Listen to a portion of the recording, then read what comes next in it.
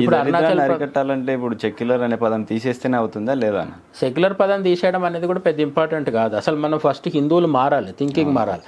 మనం ఒక ఓటు బ్యాంకుగా మారి మన ఇంటి దగ్గరికి వచ్చిన వాడిని నెక్స్ట్ 5 ఏళ్లలో నా హిందూ మతానికి నువ్వేం చేయగలుగుతావు అని అడిగిన రోజు మారుతుంది. మనం అట్లా కాకుండా ఉచిత పథకాలకు ఓట్లేసి తర్వాత నా మతాన్ని కాపాడట్లేదంటే చెప్పలేదు కదా. ఏ రాజకీయ నాయకుడు నేను నీ మతాన్ని కాపాడుతానని చెప్పలేదు కదా. రెండోది, మొన్న మోడీ పాలనలో అయోధ్యలో రామాలయ నిర్మాణం జరిగింది. హిందువులు ఏం చేసిండు, రామాలయం దగ్గర రామాలయం ఎక్కడైతుందో ఆ ఫైజాబాద్ ఎంపీనే గెలిపేయలేదు. బీజేపీకి అయోధ్య ఎంపీ సీటే రాలేదు. అంటే గుడి కట్టించినా సరే ప్రజలు సమాజ్వాదీ పార్టీ కొట్టేసిండు. అక్కడ స్థానికంగా అనేక సమస్యలు ఉన్నాయి, ఏవో కారణాలు చెప్పొచ్చు, నేను ఎక్స్ప్లెనేషన్స్ లేవని చెప్పట్లేదు. కానీ హిందువులకు హిందూ మతం కోసం పనిచేసే పార్టీకి ఓటేయాలనే క్లారిటీ ఉంటే అప్పుడు మనం కూడా ఓటు బ్యాంకుగా మారుతాం. కానీ మనం తెలంగాణలో కాంగ్రెస్ని గెలిపించి దాడులు జరిగినప్పుడు బీజేపీ వచ్చి మా తరఫున పనిచేయాలి అనుకుంటే కుదరదు. ఇప్పుడు అరుణాచల్ ప్రదేశ్లో అధికారంలో ఉన్నది బీజేపీనే, కానీ బీజేపీ అధికారంలో ఉన్న చోట్ల కూడా ఇట్లాంటివి జరుగుతున్నాయి. ఏం జరిగింది అరుణాచల్ ప్రదేశ్లో? ఇప్పుడు ఆ వైరల్ వీడియో చూస్తే మనకి ఇన్స్టాగ్రామ్లో కానీ ట్విట్టర్లో కానీ కనిపిస్తున్నది. అదేదో అరుణాచల్ ప్రదేశ్ క్రిస్టియన్ ఫోరం అనే సంస్థ. వాళ్ళు ఏం చేస్తున్నారు, జనాలందరిని ఒక దగ్గర తీసుకొచ్చి కొన్ని వందల మందిని నిలబెట్టి ప్రతిజ్ఞ చేపిస్తున్నారు. ఏమని? అరుణాచల్ ప్రదేశ్ క్రిస్టియన్ రాష్ట్రంగా మారిపోయింది. తవాంగ్ నుంచి అస్సాం వరకు ఈ భూభాగం ఏదైతే ఉందో ఈ భూభాగం మొత్తం ఇక మీదట క్రిస్టియన్, దీనికి ప్రభువు యేసు. అంటే ఆ వీడియో వచ్చి జాగ్రత్తగా వింటే మనకు అర్థమయ్యేది ఏంటంటే, ప్రభువు పట్ల తమ భక్తిని ప్రకటిస్తే పర్లేదు, అది కూడా సమస్య కాదు, అది వాళ్ళ వ్యక్తిగతం. కానీ రాష్ట్రం మొత్తమే ప్రభువు ఆధీనంలోకి వెళ్ళిపోయింది, ఇంకా భారతదేశ రాజ్యాంగంతో పని లేదు, ఇది మాకు అంటే మాది సపరేట్ ప్రపంచం, మేము భారతదేశంలో ఉన్న మిగతా రాష్ట్రాలతో కలిసవలసిన పని లేదు అన్నట్టుగా ఉంటుంది ఆ వీడియో వింటే. లేదు, అదొక్కటే కాదు, భారతదేశంలో ఇట్లా క్రిస్టియానిటీకి సంబంధించిన రాష్ట్రాలు చాలా అంటే ఏర్పడే ఛాన్సెస్ ఉన్నాయి. ఇప్పుడు మణిపూర్ కానీ, ఇప్పుడు ఇది అరుణాచల్ ప్రదేశ్లో కొత్త మనకి, కానీ అరుణాచల్ ప్రదేశ్ కంటే ముందు ఆల్రెడీ నాగాలాండ్ పూర్తి క్రిస్టియనైజ్ అయిపోయింది. ఇప్పుడు మణిపూర్లో గొడవ ఏంటి? కుకీలు మైతీలకు మధ్య గొడవ. కుకీలు ఎవరు? క్రిస్టియన్స్. వీళ్ళు ఎక్కడి నుంచి వచ్చారు? మయన్మార్ నుంచి కావచ్చు, లేదంటే మిజోరాం నుంచి కావచ్చు, ఇట్లా వేరు ప్రాంతాల నుంచి వచ్చి మణిపూర్లో సెటిల్ అయింది. అక్కడ సెటిల్ అయిన తర్వాత స్థానికంగా ఉన్న మేతీలు హిందువులు, వాళ్ళు ఈ హిందువులకి కుకీలైన క్రిస్టియన్లైన కుకీలకి మధ్య గొడవ. అది చివరికి ఎంత దారి తీసింది? ఇప్పుడు దాదాపు నెలల తరబడి అక్కడ కర్ఫ్యూలు, కాల్పులు, జనాలు చనిపోవడాలు, స్త్రీలని నగ్నంగా ఊరేగించడము, ఇవన్నీ జరుగుతున్నాయి. ఇవన్నీ ఘర్షణలకి కారణం ఏంటి? 2 మతాలుగా జనాలు విడిపోవడం. ఇది మతాలుగా విడిపోవడానికి వెనుక ఎవరున్నారు? మనము జాగ్రత్తగా గమనిస్తే దీని వెనుక అమెరికా హస్తం ఉంటుంది. మన దగ్గర ఉండే ఎన్జిఓలు, అమ్ముడుపోయే ఎన్జిఓలు ఉంటాయి. ఎవరు ఫండ్ ఇస్తే వాళ్ళ కోసం పనిచేసే దుకాణాలు ఉంటాయి కదా మన దగ్గర.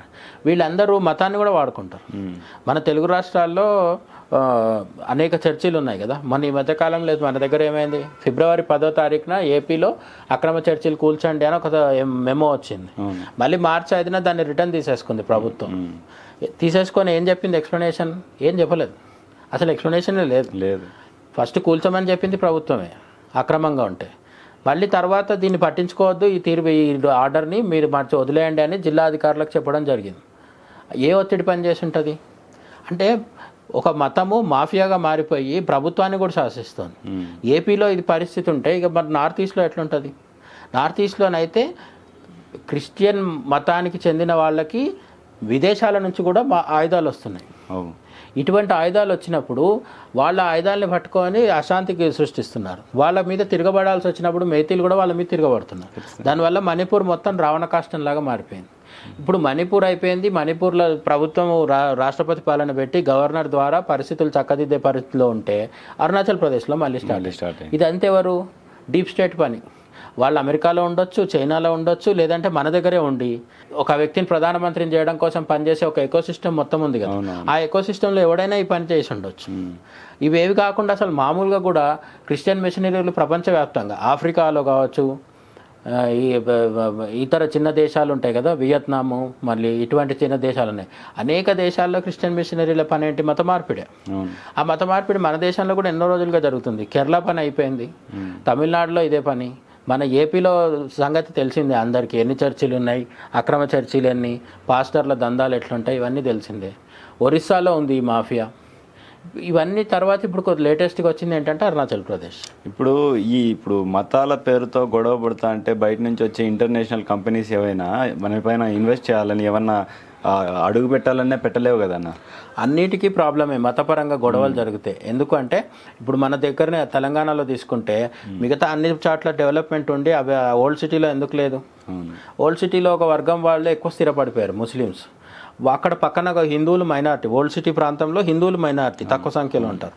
ఇప్పుడంటే కొన్ని రోజులుగా ఈ కర్ఫ్యూలు ఇవన్నీ చాలా వరకు తగ్గిపోయినాయి.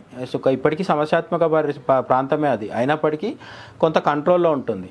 ముందైతే కంటిన్యూగా కాంగ్రెస్ పాలన ఉన్నప్పుడు, తెలుగుదేశం ఎన్టీఆర్ హయాం రాకముందు విపరీతంగా కర్ఫ్యూలు ఉండే, నెలల తరబడి పాకిస్తాన్ టైప్లో ఉండే, పోలీసుల పహారాలో ఉండేది. అటువంటి పరిస్థితి ఉన్నప్పుడు ఏంటంటే ఇంకా అక్కడ ఉద్యోగాలు ఉండవు, కొత్త కంపెనీలు రావు. ఈ పరిస్థితి అన్నిటికీ దేనికైనా వర్తిస్తుంది. క్రిస్టియన్ మైనారిటీలు ఎక్కువ. ఇప్పుడు మణిపూర్లో అభివృద్ధి ఎందుకు లేదు అంటే ఏం చెప్తాం? అక్కడ కుకీలు మైతీల మధ్య గొడవ. ఆ కుకీలు మైతీల మధ్య గొడవకి భూమి కారణం, వాళ్ళకున్న భూమి సమస్యలు కారణం. కానీ భూమి వెనుక మతం కూడా ఉంది, వీళ్ళొక మతం వాళ్ళొక మతం. ఇటువంటి మతాల మధ్య గొడవలు రావద్దు అంటే ఖచ్చితంగా బాధ్యత ప్రభుత్వానికి. ప్రభుత్వం చేయాల్సిందే. కేంద్ర ప్రభుత్వం బాధ్యత ఉంటుంది, రాష్ట్ర ప్రభుత్వం బాధ్యత ఉంటుంది. అక్కడ బీజేపీ ఉంటే బీజేపీ బాధ్యత, కాంగ్రెస్ ఉంటే కాంగ్రెస్ బాధ్యత.